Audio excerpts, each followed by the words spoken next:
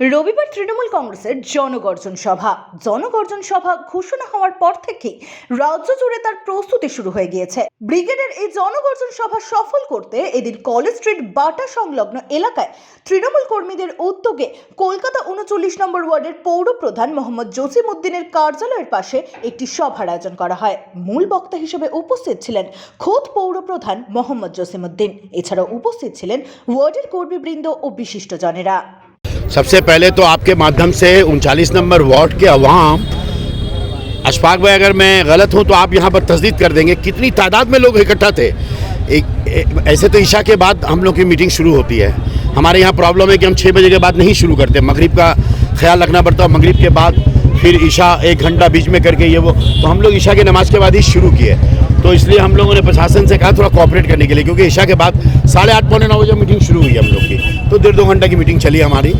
पर हज़ारों की तादाद में आपने देखा, हज़ारों, पूरा ये रास्ता पूरा हज़ारों की तादाद में लोग मैंने एकदम हुजूम टूट पड़ा है। और जिस तरह से हमने देखा पूरा जोश और खरोश के साथ हमारी घर की पर्दानशी माँ बहनें सुन रही थी, तो हम लोग का एक कामयाब मीटिंग हुआ। हम अपने सबसे पहले तो मैं 39 नंबर वार्ड तृणमूल कांग्रेस के तमाम जो रज़ाकार है, जो सिपा सलार है, सिपाही हैं, सबको मुबारकबाद देना चाहता हूँ। बहुत शानदार मीटिंग हुआ। और आज ही नहीं, कल भी हम लोग का 2 बजे से लेकर रात के 10 बजे तक ऑटो कैंपेनिंग का प्रोग्राम है। बस्ती बस्ती में, इलाके इलाके में ऑटो लेके जाया जाएगा और हर जगह बस्ती में 15 मिनट का 20 मिनट का नुक्कड़ सभा होगा, स्ट्रीट कॉर्नर मीटिंग होगी। 2 से लेकर रात के 10 बजे तक ऑटो घूमेगा। और 10 तारीख को हम लोग सुबह जो है 9:30 बजे सबको बोले 10 बजे हम लोग ये जो सेंट्रल एवेन्यू में ऑटो स्टैंड है, मछुआ टू कादापड़ा ऑटो स्टैंड है, CR एवेन्यू, यहाँ से हज़ारों की तादाद में हम लोग 39 नंबर वार्ड से ब्रिगेड के लिए रवाना होंगे। देखिए, हम लोग इस ब्रिगेड के रैली होने की वजह कर एक हमें मौका मिला है आवाम तक जो है अपनी बातें ले जाने का। और ख़ास करके नरेंद्र मोदी सरकार की जो 10 साल की जो नाकामियाँ रही हैं, जो उनके जो निकम्मे जो वादे रहे हैं, उसको हम आवाम के सामने में ले जाने में सफल हो रहे हैं। तो मैं समझता हूँ कि ममता बनर्जी और अभिषेक बनर्जी ने बहुत ही हिकमत अमली से काम लेते हुए इस समय में जो है लोकसभा चुनाव से पहले जो है ब्रिगेड में जो है गर्जन जो सभा बुलाए हैं, ये बहुत बहुत बहुत बहुत जो है समय उपयोगी है। वक्त के मुताबिक एक निहायती बेहतरीन प्रोग्राम है, जिससे हम लोग लाखों आवाम, पूरे बंगाल में 11 करोड़ लोग हैं, लाखों आवाम के बीच में हम लोग को जाने का मौका मिला है। और हम लोग अपनी बात देखिएगा, एक बात के लिए मैं आपको यहाँ पर सिर्फ एक मिसाल के तौर पर कहना चाहूँगा कि हमारे मोदी जी कह रहे हैं मोदी की गारंटी। देखिए, स्लोगन कैसे पलटते हैं, लोगों के जहन को कैसे बदलते हैं। पहले बोलते अच्छे दिन के वादे कहते हैं, और अभी क्या बोले, मोदी की गारंटी। तो लोग वो सोच रहे कि अच्छे दिन भूल गए। अभी वो नया एक कॉन्सेप्ट लेकर के आए हैं, मोदी की गारंटी। अभी बड़ी चोल से चल रही है।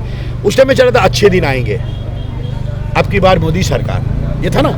इस बार नहीं बोल रहे हैं कि अच्छे दिन आ गए, देखो अच्छे दिन आ गए, नहीं बोल रहे ये बात। अभी क्या बोले, मोदी की गारंटी।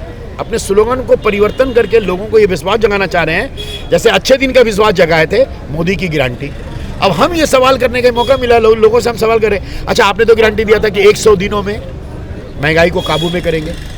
आपने दिया था गारंटी, आपने गारंटी दिया था, वादा किया था, वादा और गारंटी। स्लोगन को परिवर्तन कर करके वो स्लोगन के परिवर्तन कर करके वो लोगों को गुमराह करना चाहते हैं। उन्होंने तो गारंटी दिया था ना, काला धन आएगा। मोदी का गारंटी कहाँ गया? काला धन तो नहीं आया। जब 2014 में मोदी जी मुझे प्रधानमंत्री बना दो, मैं काला धन लाऊंगा, 100 दिन में काला धन लाऊंगा। उस वक्त काला धन था स्विस बैंक में 4.5 लाख करोड़ रुपया। अगर मैं गलत ना हूं, आप लोग संवादिक हैं, अभी स्विस बैंक में एक रिपोर्ट में शाया हुआ 2022-23 का 9 लाख, 8.5 से 9 लाख रुपया काला धन है। तो मोदी जी तो काला धन नहीं लाए, बल्कि काला धन डबल हो गया। मोदी जी की गारंटी थी काला धन लाएंगे, गारंटी थी ना, गारंटी थी कि नहीं? हम मोदी जी से पूछना चाहते हैं, आपने गारंटी दिया था कि लाएंगे? लाना तो दूर की बात, काला धन डबल हो गया। आपने क्या कहा था? जब आपने कहा था कि हम महंगाई को काबू में करेंगे, 54 रुपया था पेट्रोल, सिर्फ 54 रुपया था पेट्रोल, आज 110 रुपया हो गया। आपने गारंटी दिया था कि हम डीजल को काबू में रखेंगे, डीजल था 36 रुपया, आज डीजल हो गया 100 रुपया। भारत की इतिहास के 75 साल में डीजल और बड़े मियाँ तो बड़े मियाँ, छोटे मियाँ सुभान अल्लाह सुने थे। आज डीजल और पेट्रोल जो है बड़े मियाँ छोटे मियाँ बराबर में आ गए, दोनों सेंचुरी पार कर गए। ये तो गारंटी थी कि डीजल को काबू में रखेंगे, 34 का डीजल आज 100 रुपया हो गया। गैस सिलेंडर 400 रुपया था जब 2014 में मोदी जी भीख मांग रहे थे, आवाम से कह रहे थे कि मुझे वोट दो। 400 रुपया था गैस सिलेंडर, आज 1200 रुपया गैस सिलेंडर हो गया। एक साल में 2 करोड़ नौजवानों को रोजगार देंगे, 10 साल में 20 करोड़ नौजवानों को रोजगार होना चाहिए। जबकि अभी वो डॉक्टर साजिद साहब ठीक कह रहे थे, 3.5 करोड़ लोगों का रोजगार गया है, रोजगार से महरूम हो गए। मोदी जी के गारंटी के मुताबिक 2024 में 20 करोड़ लोगों को रोजगार मिलना चाहिए। रोजगार तो दूर की बात, 45 साल के इतिहास में सबसे ज्यादा बेरोजगारी हिंदुस्तान में देखने को मिल रही है। भारत के 75 साल के इतिहास में पहली मर्तबा 45 साल में इतना बेरोजगारी का श्रेय नहीं था जितना मोदी के जमाने में हुआ। एक कल कारखाना खुला, रिजर्व बैंक का हालत क्या है, जीडीपी का हालत क्या है, 450 नेशनल बैंक्स भारत के बंद हो चुके हैं। कौन सा गारंटी दिए थे, बोले थे नोटबंदी का गारंटी दिए थे 50 दिन में तकदीर और तस्वीर बदल जाएगी। कुछ बदला? मोदी जी बदल गए। कुछ बदला? नोटबंदी करके उन्होंने कहा था तकदीर और तस्वीर बदलेगी, तकदीर और तस्वीर तो नहीं बदली, लेकिन मोदी जी बदल गए। मैं आपसे बंदा पूछना चाहता हूं बड़े ईमानदारी के साथ में, हमारे देश के प्रधानमंत्री ने गारंटी दिया था कि किसानों की आमदनी दुगनी होगी। अगर मुझे याद है तो किसानों की आमदनी दुगनी होगी। 700 किसान दिल्ली में आंदोलन किए, 700 किसान शहीद हो गए। नरेंद्र मोदी खामोश। आज भी दिल्ली के किसानों के साथ जुल्म हो रहा है, ज्यादती हो रहा है। आमदनी तो दुगनी छोड़ दीजिए, यूरिया का दाम बढ़ा है, चावल का दाम बढ़ा है, चीनी का दाम बढ़ा है, घी का दाम बढ़ा है, डालडा का दाम बढ़ा है, तेल, रिफाइन ऑयल सबका दाम बढ़ा है, चीनी का दाम बढ़ा है, दूध का दाम बढ़ा है। अरे भाई सोना, हम कहते हैं कि हमारा भारत एक ऐसा मुल्क है जहां गरीब से गरीब लोग अपनी बिटिया की विदाई में 2 भरी 3 भरी सोना देते हैं। मुझे याद है अच्छी तरह 2014 में 27, 28, 29 या 32 हजार तक गया था भरी, अभी 60 हजार पार हो गया। हमारा देश सोने की चिड़िया कहलाता था। इस देश में मोदी आने से सोना भी महंगा हो गया, चांदी भी महंगा हो गया, पीतल भी महंगा हो गया, तांबा भी महंगा हो गया, लोहा, कोयला सबकी दामें बढ़ी। रोजमर्रा इस्तेमाल होने वाली जो खास 14, 15, 20 चीजें हैं, उसके दाम, उसकी कीमत आज अर्ज से बात कर रही है। जीना मुश्किल हो गया है, रहना मुश्किल हो गया है, घर गृहस्थी करना मुश्किल हो गया। फिर भी मोदी जी गारंटी देते हैं, फिर भी मोदी जी कहते हैं। मैं आपसे ये बात कहना चाहता हूँ बड़े ईमानदारी के साथ कि हम आवाम को इकट्ठा कर रहे हैं। 10 तारीख को हम लोग एकजा होंगे, रास्ता में उतरेंगे मोदी को रास्ता में लाने के लिए। हम लोग मंदिर के खिलाफ नहीं हैं, हम लोग राम जी के खिलाफ नहीं हैं, हम लोग श्री राम जी की ये जो हिंदुस्तान है, हम कहते हैं हाँ हाँ हाँ आप जय श्री राम बोलिए, लेकिन साथ ही साथ हमें भी अल्लाह अकबर बोलने का हक दीजिए।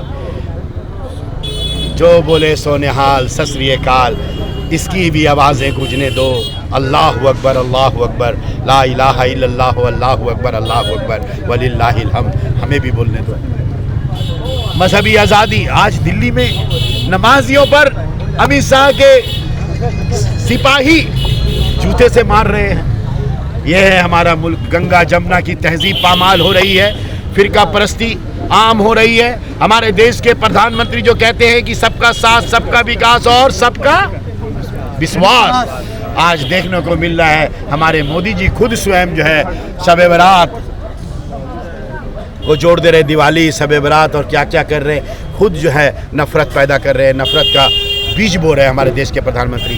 तो मैं आपसे ये बात कहना चाहता हूँ, ख़ास तौर पर जो बंगाल के साथ सौतेला व्यवहार हो रहा है, 1,15,000 करोड़ रुपया, अभी तो समझ में आ रहा है कि 1.5 लाख करोड़ रुपया, 1.5 लाख करोड़ रुपया, जिसमें तकरीबन 60 लाख लोग जो